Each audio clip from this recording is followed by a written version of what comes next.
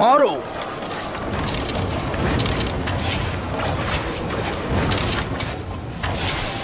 তীরন্দাজগণ, মাথা উঁচু করা মাত্রই মারবে।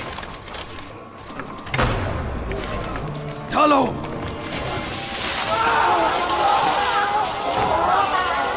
মারো।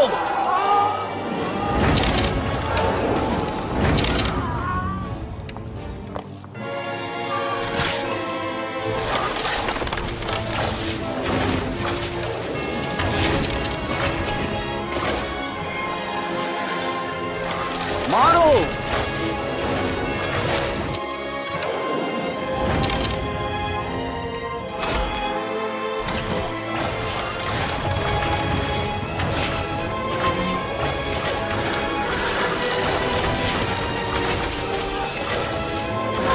দ্রুত আঘাত করো।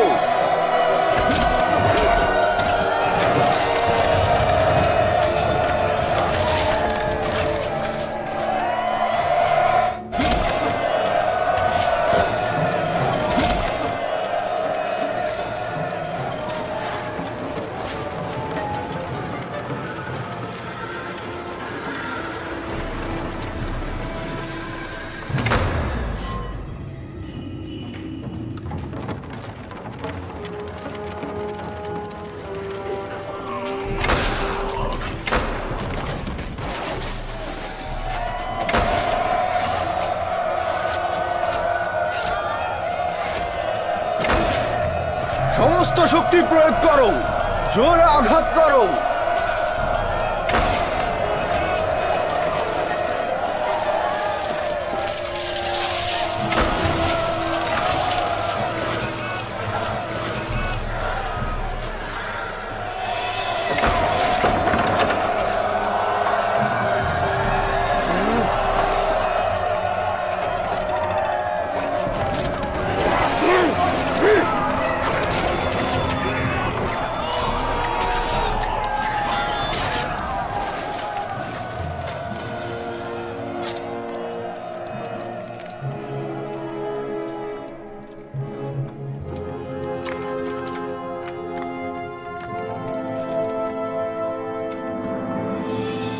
যদি প্রথমে নতি স্বীকার করতি, আমার সৈন্যদল জখম আঘাত না করতি, সম্ভবত বেঁচে থাকতি।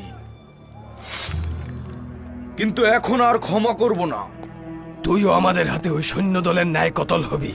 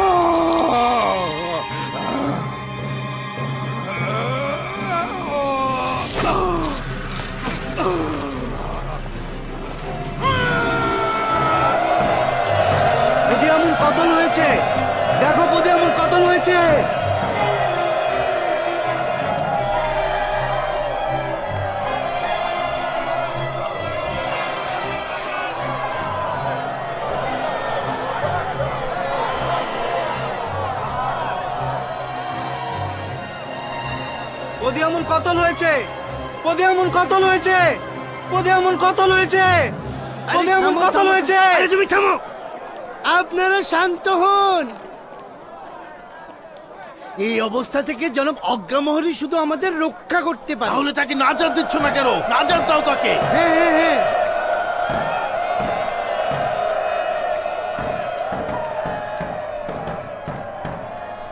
যারা ইবাদতখানার ভেতরে রয়েছে তাদের হুঁশিয়ার করছি, তোমাদের উপর হামলার পূর্বে তোমাদের এখান থেকে চলে যাওয়ার ফুসরাত রয়েছে। তোমরা চাইলে আত্মসমর্পণ করতে পারো।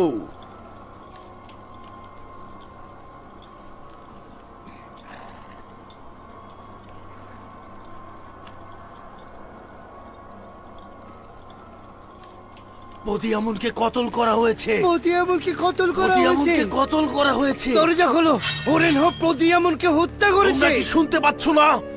মন্দিরের নিরাপত্তা নেই।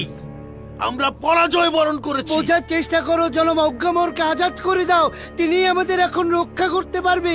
পদিয়ামনকে কতল করা হয়েছে, শুনতে পাচ্ছ? পদিয়ামনকে কতল করা এবার হয়েছে, দরজা খোলো, পদিয়ামনকে এখনই কতল দরজা করা খোলো। হয়েছে, চলো, পদিয়ামনকে কতল করা হয়েছে।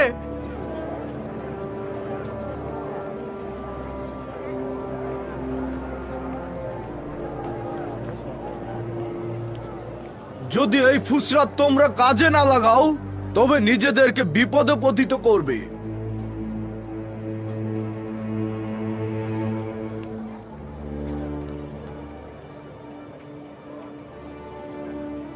যদি হামলার ফরমান দেই তবে কেউ নিরাপদে থাকবে না।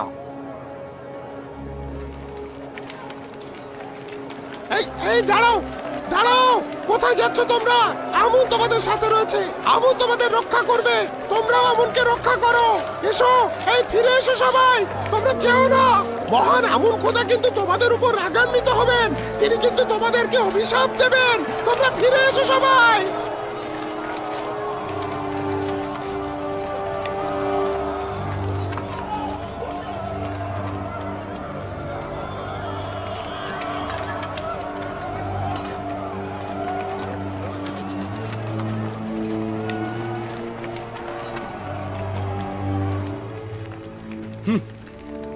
আমনে আভিজাত্য শক্তিমত্তা কোথায় গেল? আর এরকম অক্ষম অনুসারীদের দিয়ে কি হবে?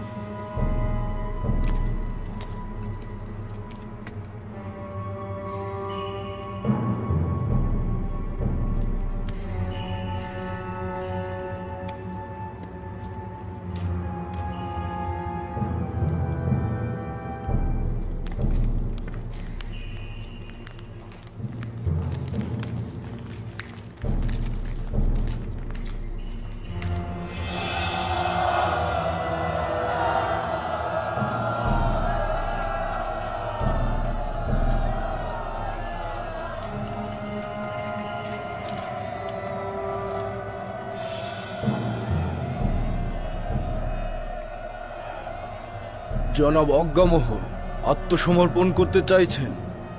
আমি তোমার কাছে কিছুটা ফুরসত চাইছি।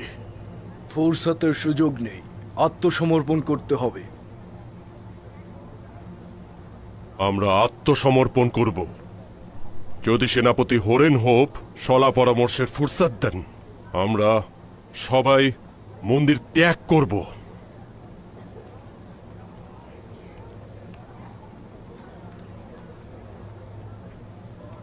জনাব অজ্ঞামোহরের সম্মানে অপেক্ষা করছি।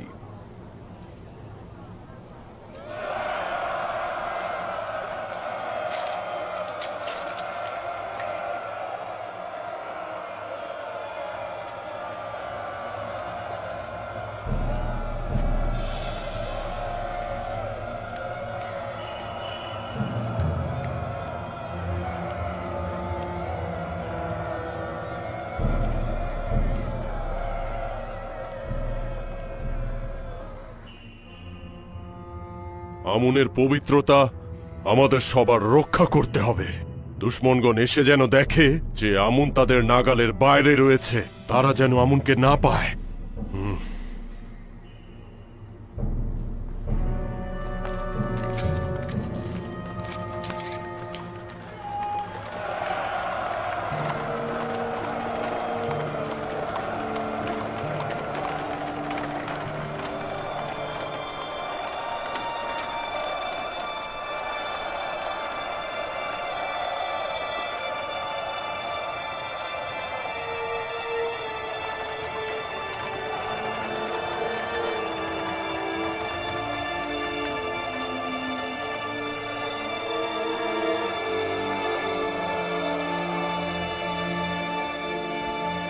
কি হয়েছে?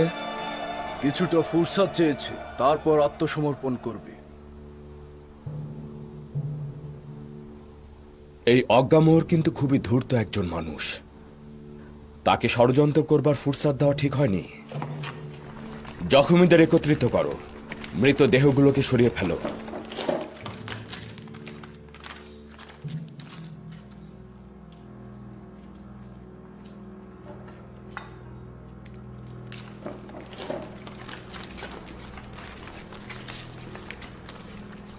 তোমাদের আমুন খোদাকে ধ্বংস করতে এসেছি। না, আমরা অনুমতি দেব না। আমরা তো আপনার কাছে কোনো অনুমতি চাইছি না। আমরা আমুনকে ভেঙে ফেলবো এই কারণে যাতে সবাই জানে ওটা পাথরের এবং ইবাদতের যোগ্য নয়। আমুনকে উত্তেজিত করো না, সে তোমাদের উপর প্রতিশোধ নেবে। আমাদের নিয়ে চিন্তা করতে হবে না। আমি বলছি ওখান থেকে আপনারা সরে যান, দেখি আমুন কি করে আমাদের উপর প্রতিশোধ নেয়। না, আমি অনুমতি দেব না। তোমাদের আমুনের কাছে আসা উচিত নয়। আমুনকে অপমান করার কোনো অধিকার তোমাদের নেই। সরে যাও, সবাই একদিকে সরে যাও, সরে যাও। আমনের লানত তোমাদের উপরে। আমাদের ক্রোধের আগুনে তোমরা জ্বলে পড়ে শেষ হয়ে যাবে। আমনকে ক্রোধান্বিত একটা করো সীমা না, আছে। তোমরা ধ্বংস হয়ে যাবে। তোমাদের উপরে। আমনের অভিশাপে তোমরা ধ্বংস হবে। শেষ হয়ে যাবে।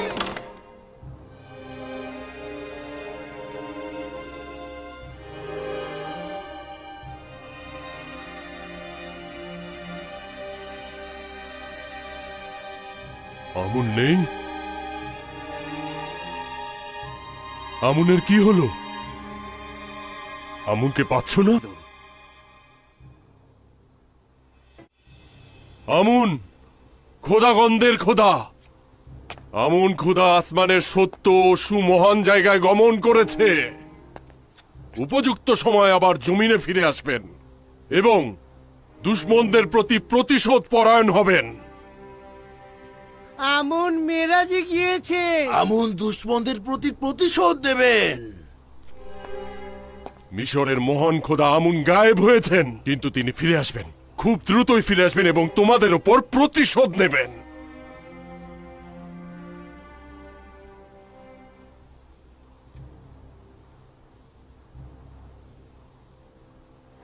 আমাদের আমনের ইবাদত খানায় হামলা করা উচিত হয়নি। আমন আমাদের উপর প্রতিশোধ নেবেন। আমি নিশ্চিত যে আমুন এখানটাতে রয়েছে, এখান থেকে বাইরে যেতে পারেনি।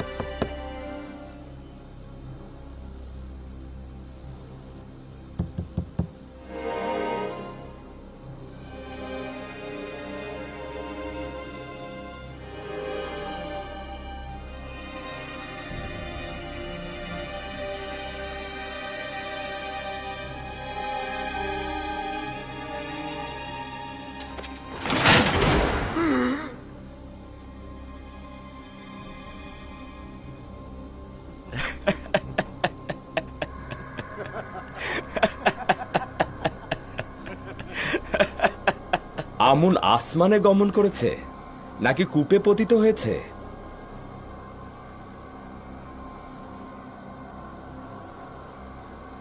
জনাব হরেন হোক, এদেরকে এখন জাভিরা কারাগারে নিয়ে যান। পরবর্তীতে এদের বিষয়ে আদেশ দেওয়া হবে। লানত তোদের আমনের উপরে। অজ্ঞামোহর, তোর উপরেও লানত। হাজার হাজার বছর তোরা আমাদেরকে ধোকা দিয়েছিস। জনাব আজ্ঞাবহর কিছু বলছেন না কেন? ওদের কথা চুপচাপ শুনছেন কেন?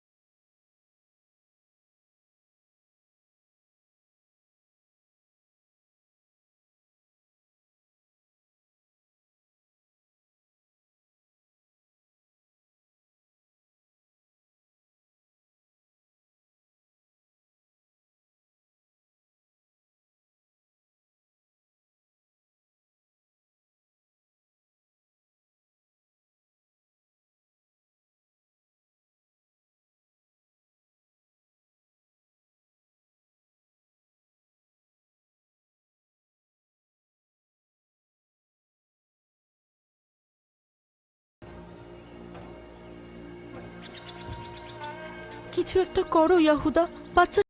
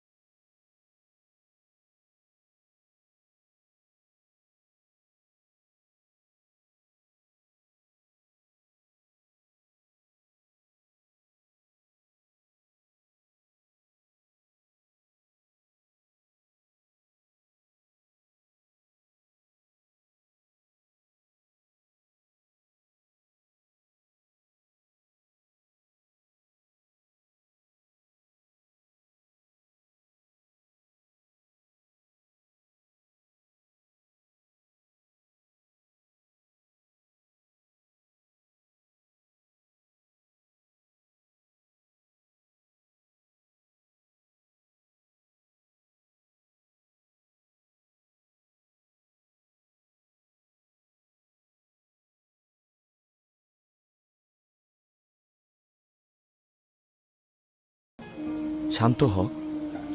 দুইটি গোত্র দুনিয়া ও আখেরাতের কল্যাণ ও বরকত থেকে বঞ্চিত হয় এবং তারা সৌভাগ্য লাভ করতে পারে না।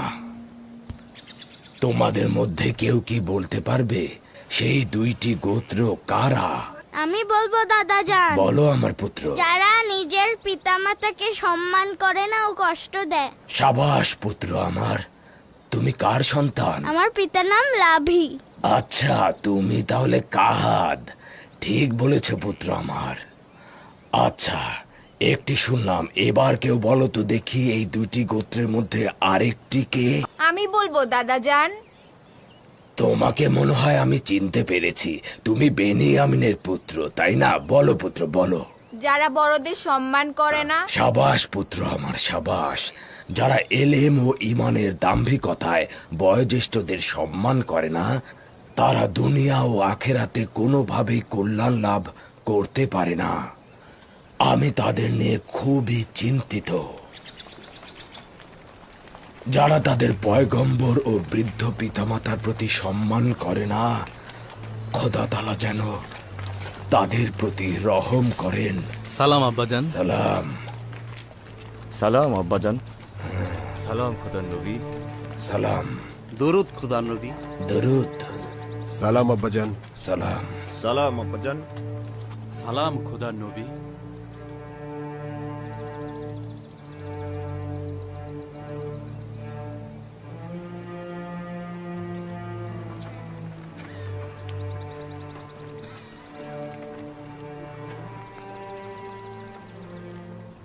খোদা তাআলার দরুদ তোমাদের উপরেও। সকলেই এসেছো? হ্যাঁ আব্বাজান। এই দুর্ভিক্ষ ও দুর্যোগ এক ধরনের নিয়ামত। আমি ভবিষ্যতে দারুণ কিছু দেখতে পাচ্ছি। অবশ্য এটা তোমাদের মতো অলস ও বেহাল অবস্থায় পতিতদের জন্য নয়। আমরা মৃত্যুর দুয়ারে রয়েছে আব্বাজান, কিন্তু ওরা তা চিন্তা করছে না। তোমাদের এ কি হলো? কতদিন আর জানু বগলে করে মাতম করবে? তোমরা কি নিজেদের পুরুষ ভাবো? নিজেদের একটি পরিবারের কর্তা হিসেবে ভাবো? তোমরা কি হাতের উপর হাত রেখে বসে থাকবে আর পরিবারের এক একজনের মৃত্যুর সাক্ষী হবে? আমাদের কি করার আছে আব্বাজান? যদি আপনাদের করার কিছু না থাকে তবে কি আমাদের করার থাকবে? তালাশ করো, নড়াচড়া করো। এভাবে বসে থাকা তো ঠিক নয়।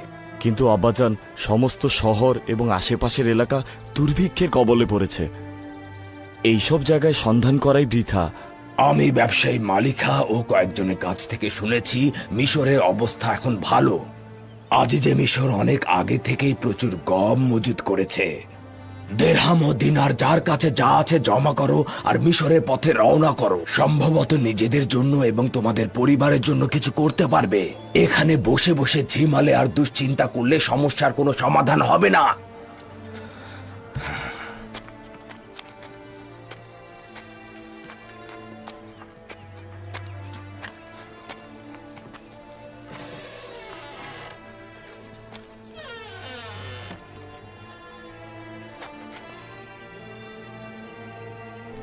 মিশর পর্যন্ত কয় দিনের পথ? তা প্রায় 20 দিনের পথ, কিন্তু কম নয়। উপায় কি? আমাদের স্ত্রী ও সন্তানদের মৃত্যুর সাক্ষী তো হতে পারবো না। যদি গম না থাকে? মৃত্যুর কাছে আত্মসমর্পণ করা চাইতে একটু চেষ্টা করা কি ভালো নয়? আমরা সন্তানদের জন্য এর চেয়ে বেশি ক্ষুধা সহ্য করতে পারছি না। যদি দুর্ভিক্ষ বনি ইসরায়েল আঘাত হানে, আমি কখনোই নিজেকে ক্ষমা করতে পারবো না। আমার ধারণা আব্বাজানের এভাবে সবাইকে ডাকা ও হেদায়েত করা এবং মিশরে গম সংগ্রহ করতে যেতে বলার কারণ আপনাদের পরীক্ষা করা যে আপনারা বন্ধুত্ব স্থাপন করার যোগ্য কিনা। যদি খোদা তাআলার নবী তোমাদের যাত্রার জন্য উৎসাহ দেয়, তাহলে চিন্তা কি? তিনি এমন কিছু জানেন যা তোমরা জানো না। নিঃসন্দেহে তার আকাঙ্ক্ষা সব সময় তোমাদের জন্য কল্যাণ ও বরকতের। যাত্রা করো, যাত্রা করো, যাওয়ার জন্য প্রস্তুতি গ্রহণ করো।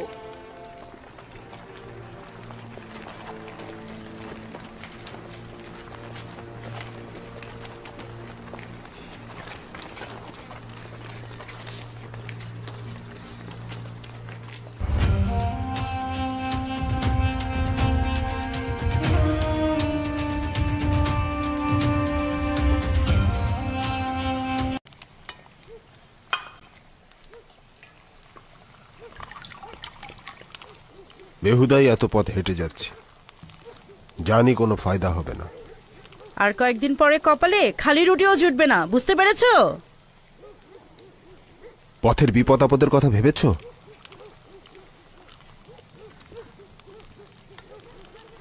ভয়ঙ্কর নেকড়ে, জীবজন্তু ছাড়াও ডাকাতের ভয় রয়েছে। তোমরা 10 জন ভাই রয়েছো, প্রত্যেকেই শক্তিশালী এবং সামর্থ্যবান। চিন্তার তো কোনো কারণই নেই। আমি তোমার সফরের জন্য কিছু কাপড় আর কিছু খাবার তৈরি করে দিচ্ছি।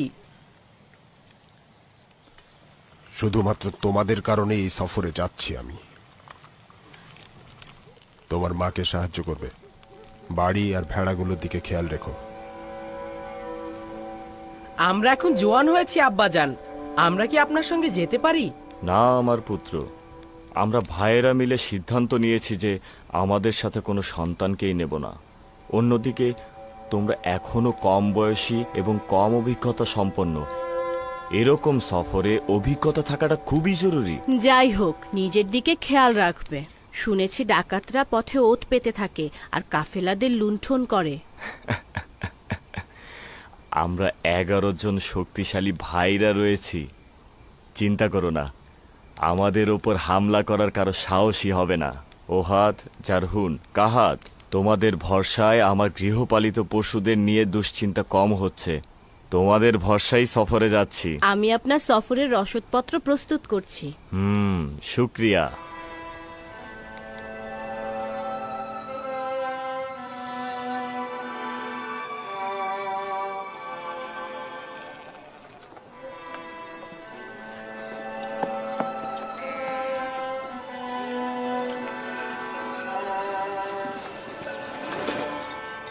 পথের জন্য এই কয়েকটা রুটি দিলাম, এর বেশি আর নেই। এই যথেষ্ট।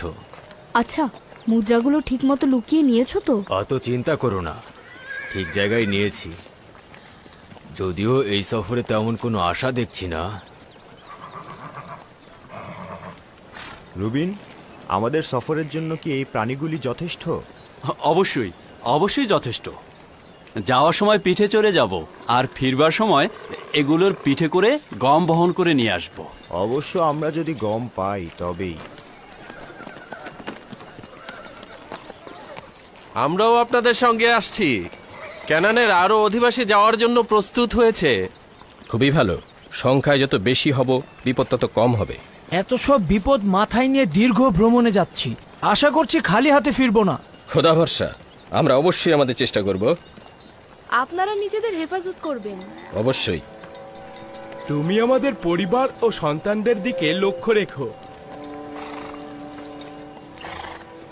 তুমি ভাইদের সঙ্গে যাচ্ছ না? অবশ্যই যাওয়া উচিত আমার, কিন্তু আব্বাজান তো অনুমতি দেবেন না। তুমি বলে দেখো, হয়তো অনুমতি দেবেন।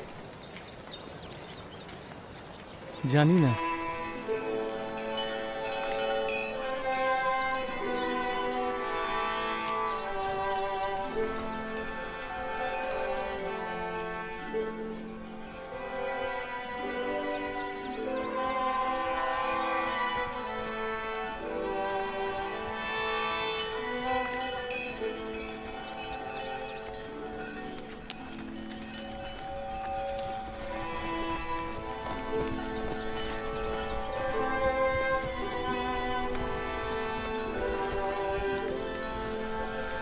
সালাম আব্বাজান।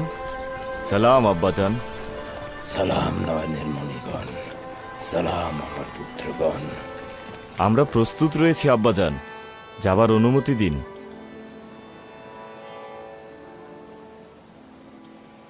আব্বাজান, আমিও আমার ভাইজানদের সঙ্গে যেতে চাই, অনুমতি দেবেন? না, তার দরকার নেই। তুমি এখানে আমার নিকট থাকো, ভাইদের অনুপস্থিতিতে গোত্রকে দেখাশোনা করো। খোদার নবী যা ভালো মনে করেন।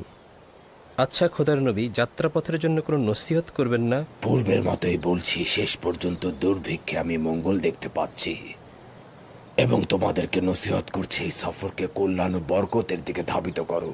প্রতিটি ঘাত প্রতিঘাত ও বালা মুসিবতের মধ্যেও একটি হেকমত রয়েছে। আমাদের জন্য দোয়া করবেন আব্বাজান। খোদাবন্দের দরুদ। আবারও দেখা হবে আব্বাজান। দরুদ। দরুদ। আমাদের জন্য দোয়া করবেন আব্বাজান। দোয়া করি। নিশ্চিত থাকুন আব্বাজান, হাত ভর্তি করে ফিরবো। খোদা হাফেজ আব্বাজান। খোদা হাফেজ। চলো রওনা হও। নিজেদের দিকে খেয়াল রাখবে।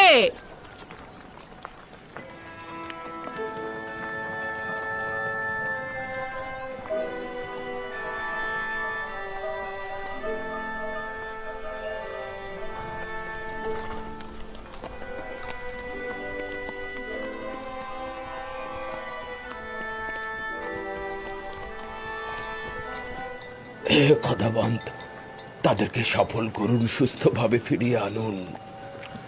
আমিন।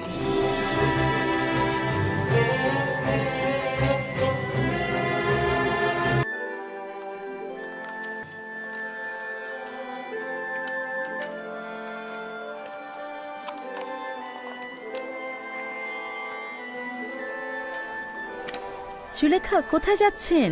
আবারও রাস্তায় বেরিয়েছেন? শুনলাম ইউজারসিফ সফর থেকে ফিরে আসছে, তাকে দেখার জন্য নীল নদের কিনারায় যাচ্ছি। তুমি কি নিশ্চিত যে সে আসবে? আমি নিশ্চিত, দেরি হোক বা দ্রুত হোক।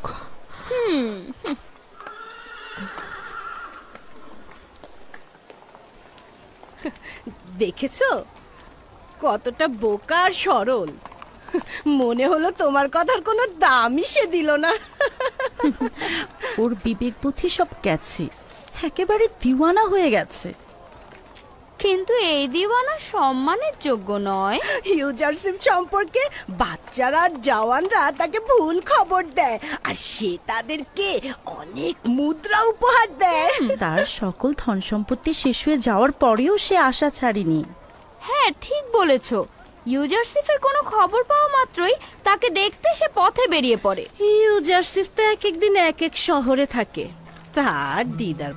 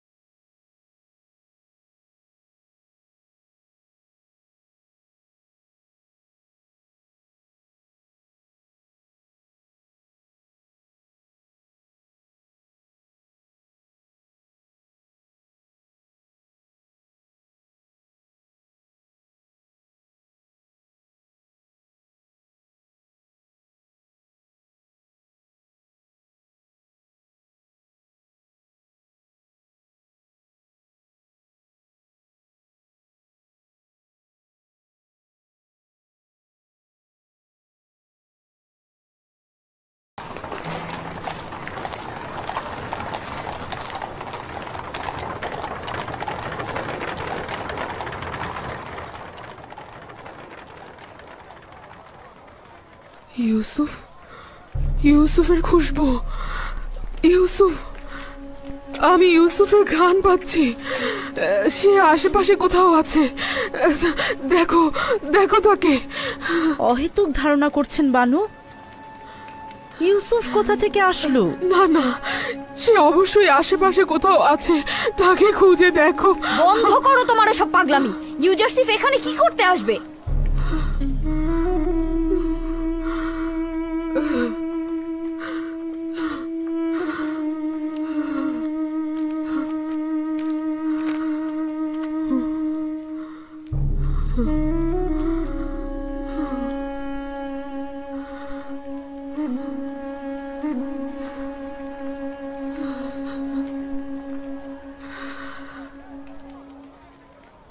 আমাকে ক্ষমা করবেন বানু, আমি ওভাবে বলতে চাইনি।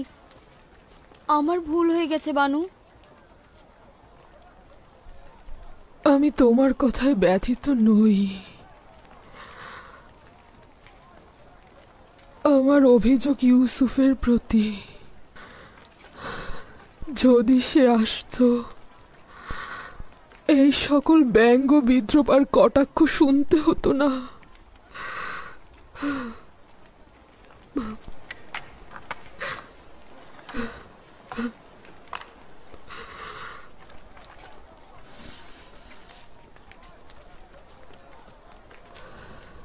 কিন্তু সে আসবে।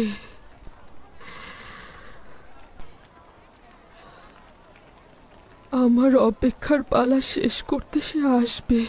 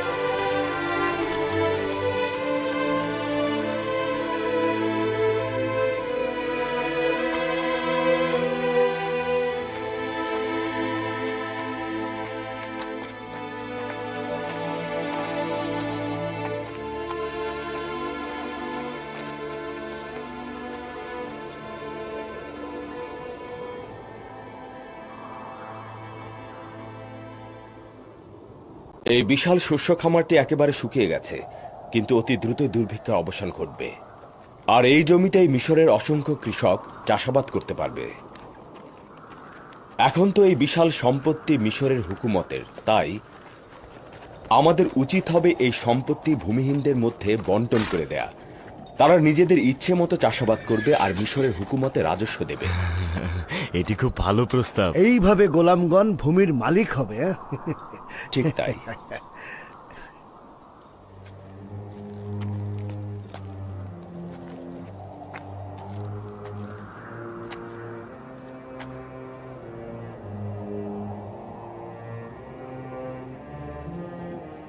জানি না এখন ক্যানানের কি অবস্থা, দুর্ভিক্ষে তারা কি করছে। যদি আব্বাজান ও ভাইজানরা এখানে থাকতেন তাহলে এই বিস্তীর্ণ জমিতে কৃষিকাজ ও পশুপালন করতে পারতেন।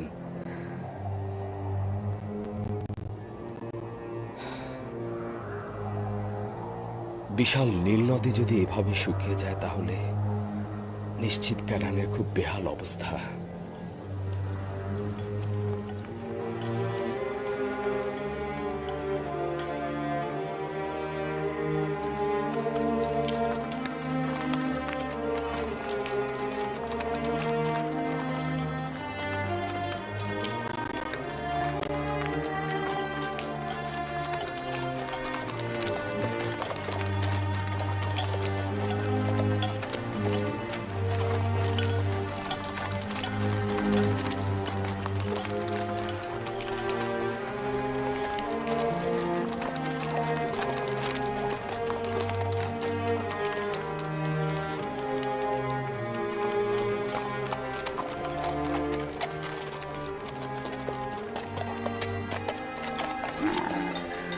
দরুদ বাবেলের সর্দার ও কাফেলাবাসী, এই গমগুলো কোথা থেকে সরবরাহ করেছেন? দরুদ তোমাদের উপরে, মিশর থেকে।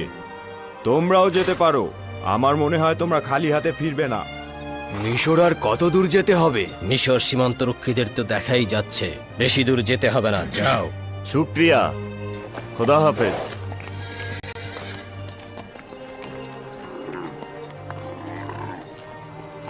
দ্রুত করো, জলদি করো। আচ্ছা, এখনো পর্যন্ত অনিশ্চয়তায় মিশরের দিকে চলছিলাম, এখন কি মনে হচ্ছে? এতক্ষণ পর্যন্ত তো কোনো আশাই দেখিনি।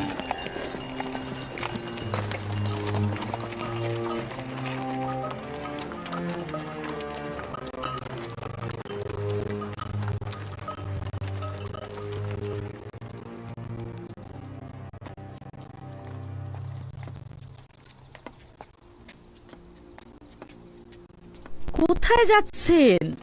ঠান্ডা তো, অসুস্থ হয়ে যাবেন। ঠান্ডা তো গরম কাপড় পরলেই ঠিক হয়ে যাবে। যদি আসমান থেকে পাথরও পড়ে তবু আমি যাব। একটু অপেক্ষা করুন, আবহাওয়া ভালো হলে আমরা একসাথেই যাব। এটা কি আশিকের রীতি যে সে ঘরের কোণে বসে থাকবে? এই যে এতদিন ধরে পাথরের মতো বসে অপেক্ষা করছেন, কি হলো তাতে? ইউজারসিফ কি এসেছে আপনার কাছে? এই যে এত অপেক্ষা করছেন, আপনি ক্লান্ত হন না? তোমরা কেন বোঝো না? ইউসুফকে দেখার জন্য আমি রাতে বালিশে মাথা রাখি। ঘুম থেকে উঠে আমি পাথরের মূর্তিগুলোর পাশে তার জন্য অপেক্ষা করি। তার জন্য অপেক্ষা করা ছাড়া আমার কিছুই করার নেই।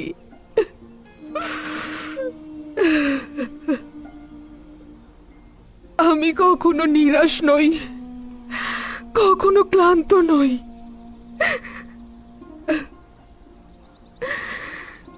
ইউসুফের জন্য এই অপেক্ষাতে কেন বাধা দিচ্ছ আমাকে? আমার এটা ছাড়া আর কি আছে? আমরাও আপনার খোঁজে আর আসবো না। যেখানে ইচ্ছা যান, আমরা আর আসছি না। আপনি পাগল হয়ে গিয়েছেন। আপনি যদি আপনার জীবন ধ্বংস করেন তাতে আমাদের কি? আমরা কেন আমাদের জীবন ধ্বংস করব? তমা চল যাই। আমি এই হাওয়ায় বাইরে থাকতে পারবো না। তাকে নিয়ে চিন্তা করে আমাদের কোনো লাভ নেই। চল যাই।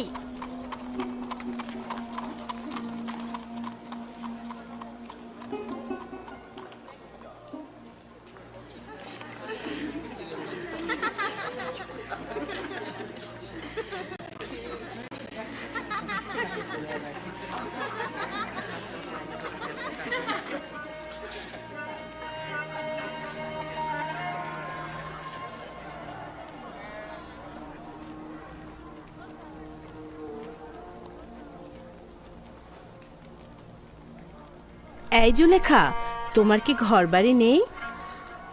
বিশাল রাজমহল আমার কাছে সংকীর্ণ কবরস্থান, অন্ধকার জেলখানা আছে, থাকবে না কেন? যা কিছু থাকুক, এখান থেকে তো উত্তম। এখানে থাকলে অসুস্থ হয়ে যাবে। কারো জন্য অপেক্ষায় আছি, বলেছে সে আসবে, না আসলে চলে যাব। চলো যাই।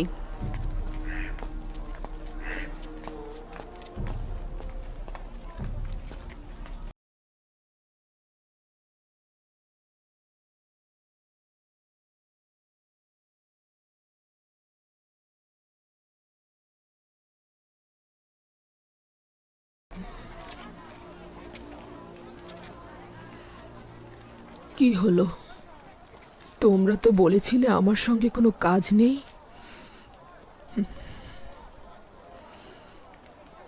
অনেক চেষ্টা করেছি, কিন্তু পারলাম না। আসলে ভেবে দেখলাম কি, আমরা আপনার সাথে থাকতে থাকতে একেবারে অভ্যস্ত হয়ে গেছি। চোখ ফুটতেই তো আপনাকে দেখেছি। আপনাকে ছেড়ে যাব কোথায়? আমাকে ভাগ্যের উপর ছেড়ে দাও, একা থাকতে দাও আমাকে। কিন্তু আমরা তো আপনাকে একা রেখে যেতে পারবো না। তোমাদের সাথে থাকলেই আমি একা হয়ে যাই, নয়তো ইউসুফ সব সময় সর্বত্রই আমার সাথে থাকে। তোমরা আমার সঙ্গে থাকলে সে আমাকে ত্যাগ করে।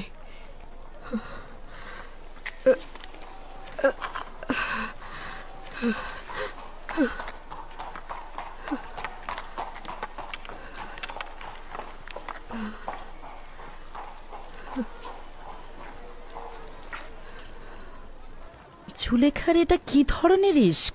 সে কি ইউজারসিফের দেহের সন্ধানে রয়েছে? জুলেখার সৌন্দর্যের কিছুই অবশিষ্ট নেই, সেখানে দৈহিক আকাঙ্ক্ষার প্রশ্নই আসে না। যত বৃদ্ধ হচ্ছে তত তার ভালোবাসা বৃদ্ধি পাচ্ছে। যতই বিরক্ত হই না কেন, জুলেখাকে যেমন ভালোবাসি তেমনি তার ভালোবাসাকেও।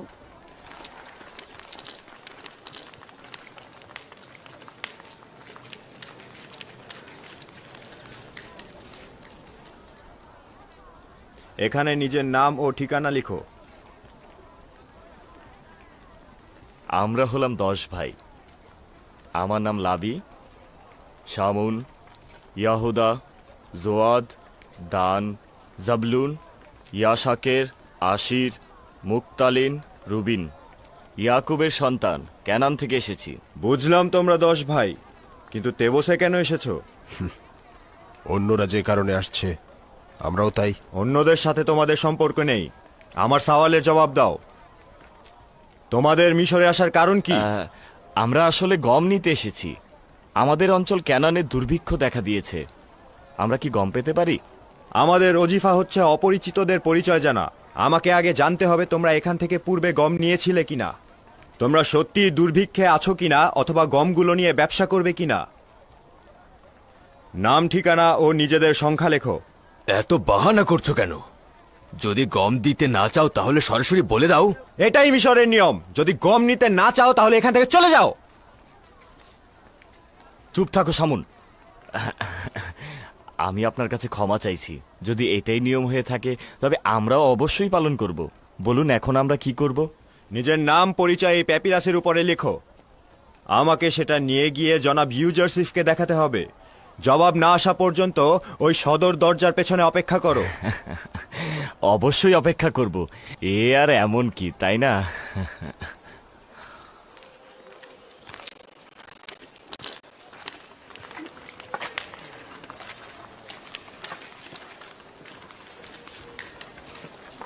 আমরা এখানে গম নিতে এসেছি না যুদ্ধ করতে এসেছি? সব জায়গায় ঝামেলা করার অভ্যাস করে ফেলেছো।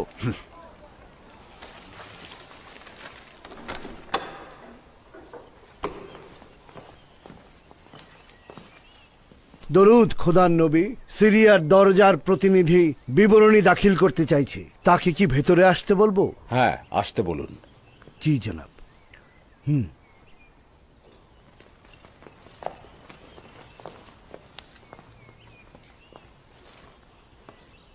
দরুদ আলী জনাব।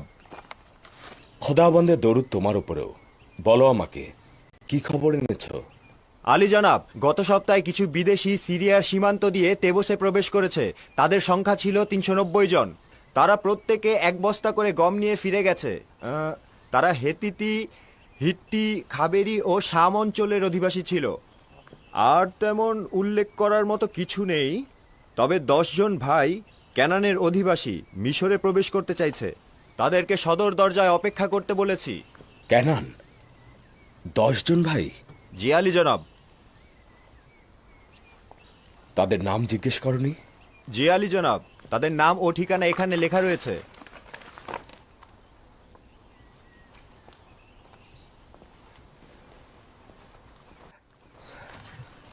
তারা কি বনি?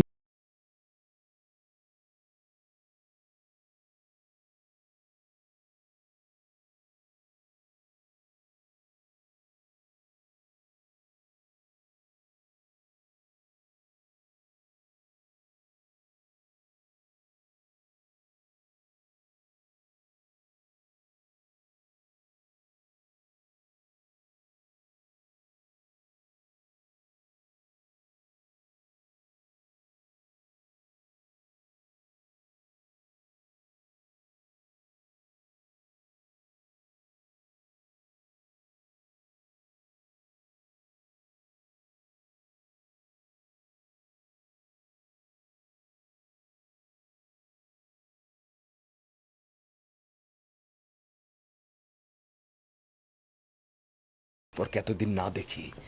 তোমার কাছে আমার একটা তাগাদ রয়েছে। আমার ভাইদের উপস্থিতি সম্পর্কে কাউকে কিছু বলবে না। হে মহান খোদা তাআলা, অসংখ্য শুকরিয়া তোমাকে।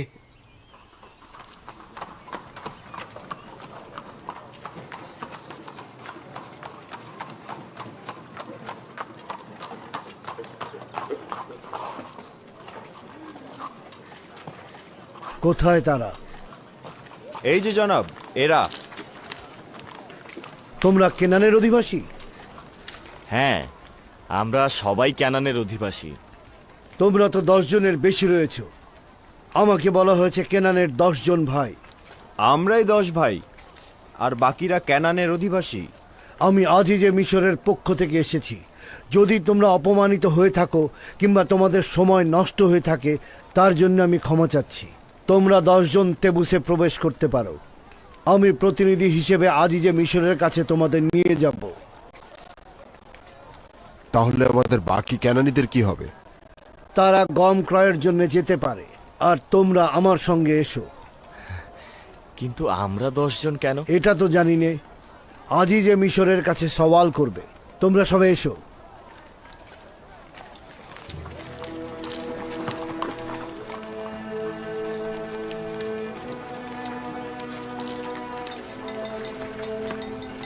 আমরা কোথায় যাব? এখন আমরা কি করব লাবি? চিন্তা করো না, তোমরা গম সংগ্রহ করতে যাও। অতঃপর তোমরা এই দরজার সামনে পরস্পর মোলাকাত করবে, আর তাদের ভারবাহী প্রাণীগুলোকে গোয়াল ঘরের দিকে নিয়ে যাও। আপনারা আসুন।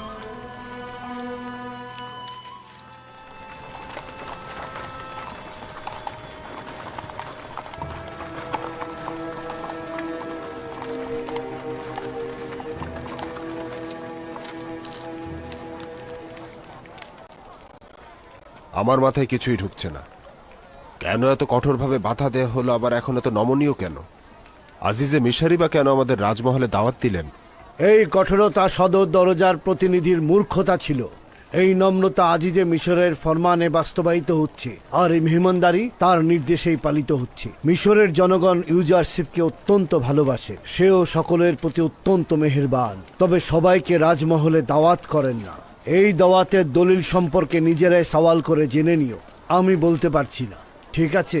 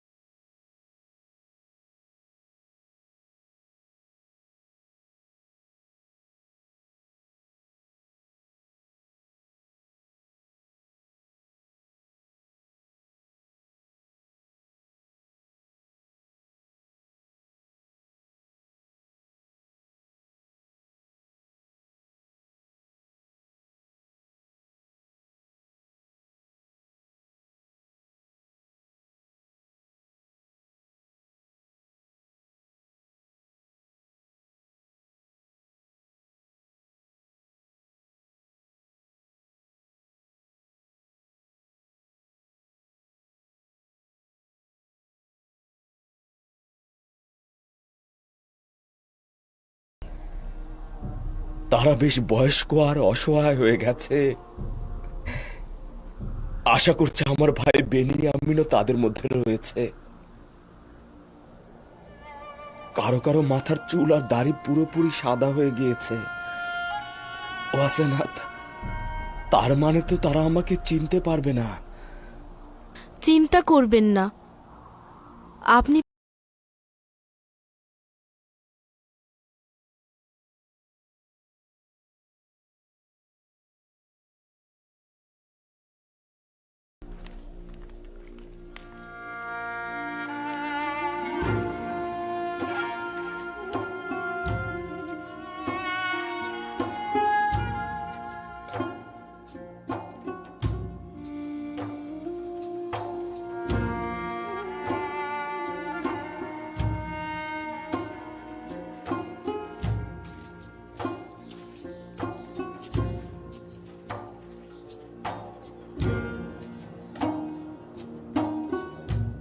এসো যাওয়া যাক।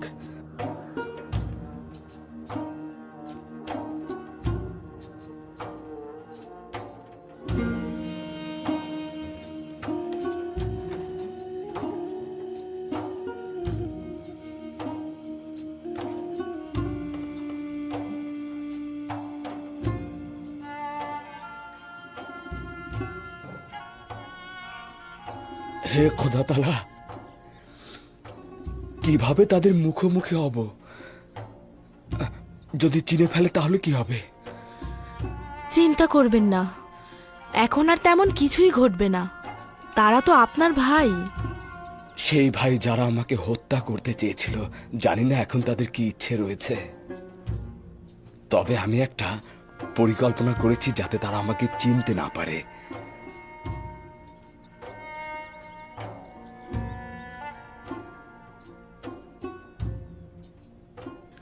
আবারও সেই নিশানা মাউদ।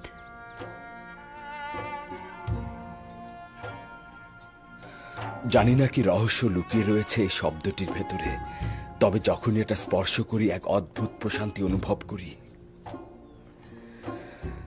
আমি এখানে তাদের কয়েকদিন রাখতে চাইছি। 30 বছরেরও অধিক সময় তাদেরকে না দেখেছিলাম। আমরা কি জানতে পারবো না কেন আমাদের এখানে আনা হয়েছে?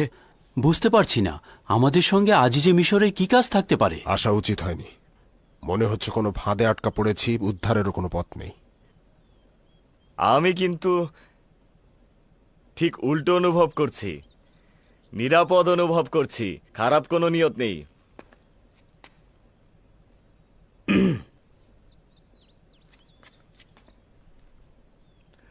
আদেশ পালিত হয়েছে, এখন কি করব?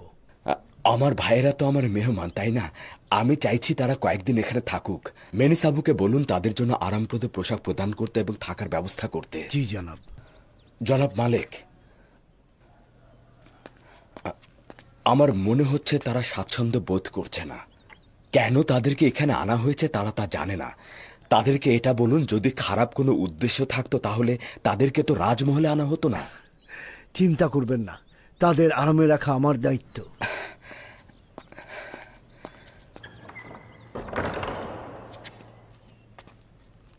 খোশ আমদেদ। আশা করছি দীর্ঘ যাত্রাপথের ক্লান্তি শরীর থেকে মুছে ফেলবেন। আমাদের কেন এখানে নিয়ে আসা হয়েছে? আমাদের সাথে আজিজে মিশরের কি কাজ? নিঃসন্দেহে তোমাদের শাস্তি দেওয়ার ইচ্ছে থাকলে রাজমহলে তোমাদের নিয়ে আসতো না, কিন্তু আজিজে মিশরের তোমাদের সঙ্গে কি কাজ রয়েছে সেটা তিনিই ভালো জানেন। আমি শুধুমাত্র তোমাদের মেহমানদারির দায়িত্বে রয়েছি। বেনিসাবু মন্ত্রী মহোদয়ের কাছের লোক, যিনি আপনাদের খেদমতে নিয়োজিত আছেন। যে কোনো তাগাদ করলে তিনি ইন্তেজাম করবেন।